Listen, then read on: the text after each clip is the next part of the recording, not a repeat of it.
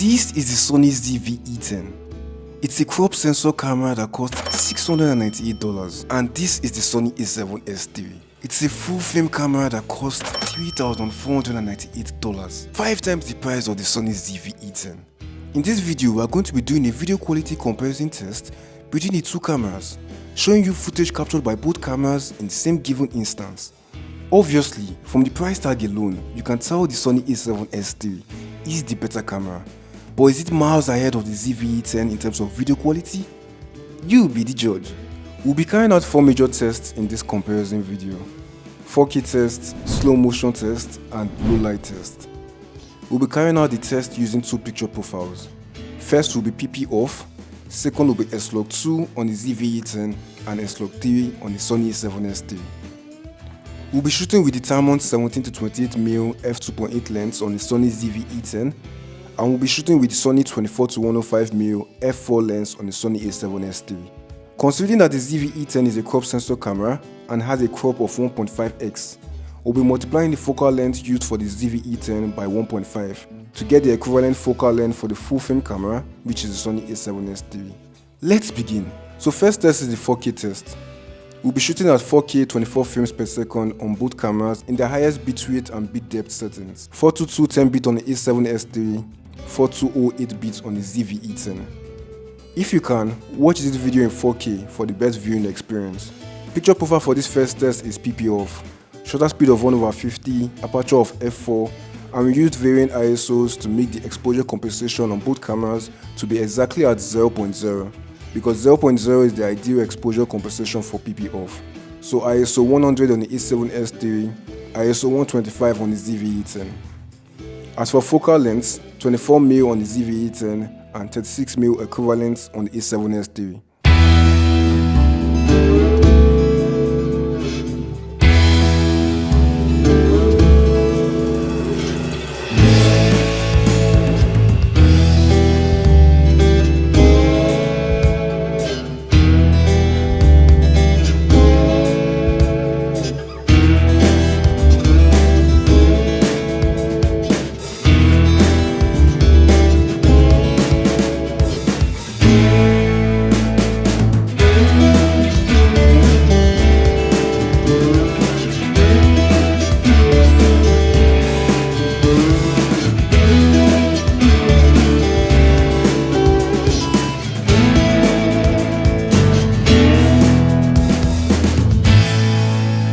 So I'm going to give you my own analysis of the footage that comes out from both cameras after each test.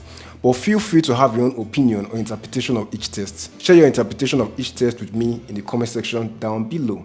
Mind you, no color grade was added to the footage you just saw. That is what the footage looks like straight out of both cameras. The only minor change we made was that we bumped up only the exposure of the ZV-E10 in post just a little bit because the footage was darker than that of the Sony A7S III. So here's my analysis. The colors are very similar. Surprisingly, the footage on the ZV-E10 is sharper than that of the A7S III. I wasn't expecting that, especially when you look at the Boohoo Man logo on my shirts. The difference is night and day. Looking at my beard and hair as well. Amazing. The Sony 24-105mm lens on the A7S III in general is a sharper lens than the Tamron 17-28mm lens on the ZV-E10. But even with that, the footage from the ZV-E10 is still sharper. The footage on the A7S III has a shallower depth of field, which is expected because full-frame cameras have a shallower depth of field than crop sensor cameras at the same aperture. The footage on the A7S III is also a bit cleaner, has less noise, which again is expected. But to be honest, that's only noticeable when we zoomed in 2x into the footage. In 1x, the noise level looks pretty much the same. So on to the next one. Same test, but S-Log3 on the A7S III. S-Log2 on the ZV-E10 because S-Log3 doesn't do well on 8-bit cameras and the ZV-E10 is an 8-bit camera. Here we used an exposure compensation of +1.7 because +1.7 is within the ideal exposure compensation range for S-Log2 and S-Log3. We are also able to use both of them's base ISOs for S-Log, which is ISO 500 for S-Log2 and ISO 640 for S-Log3.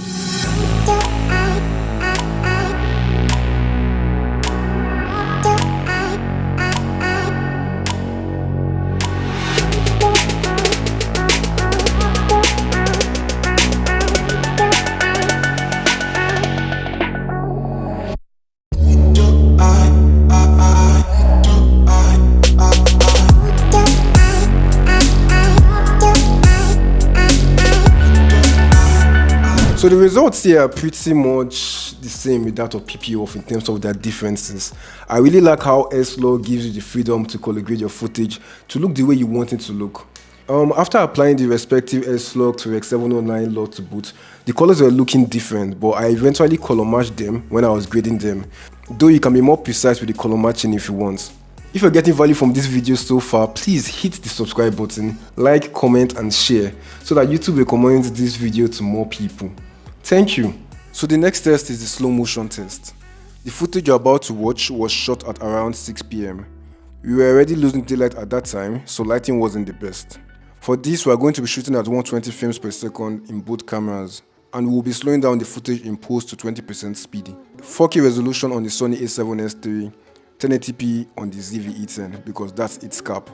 You can't shoot in 4K 120 frames per second on the ZV-E10, so the results here shouldn't be shocking. 4210-bit on the Sony A7S3, 4208-bit on the ZV-E10.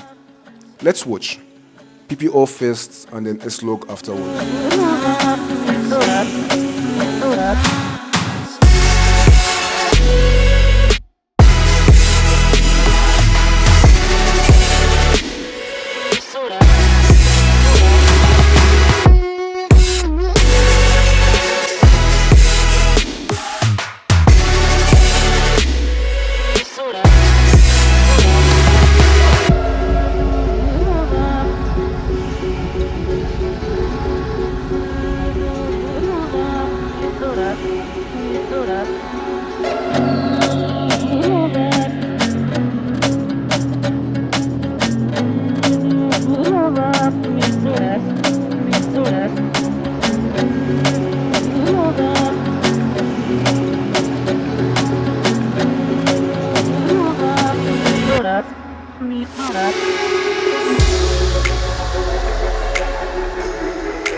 What are your thoughts about this one?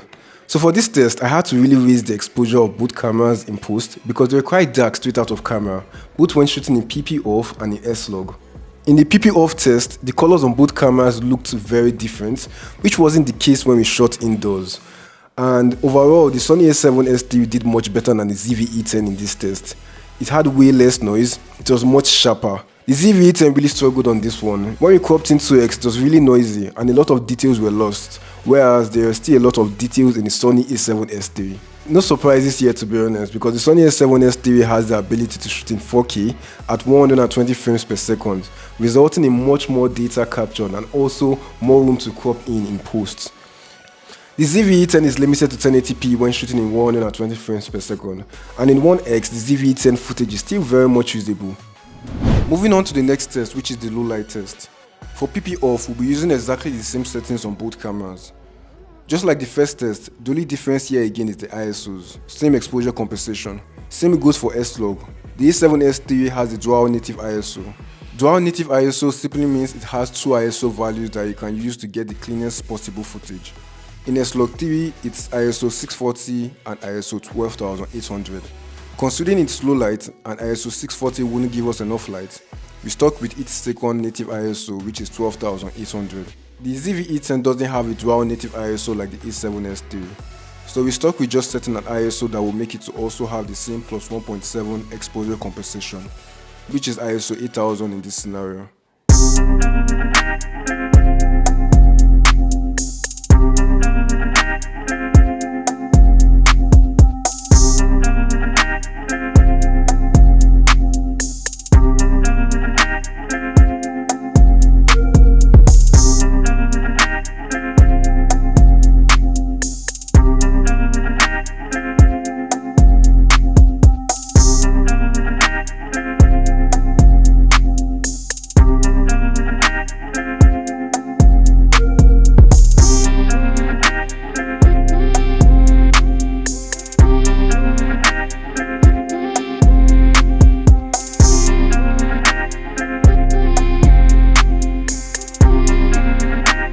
For PP off, straight out of camera, I personally prefer the colors on the ZV-E10. It has less saturation. For both PP off and S-Log, when cropped in 2x, the both are quite noisy. The Sony A7Siii is slightly less noisy, but to be honest, I was expecting the ZV-E10 to be way noisier than it actually is, because I mean, this is a crop sensor camera and the A7Siii is the low light beast.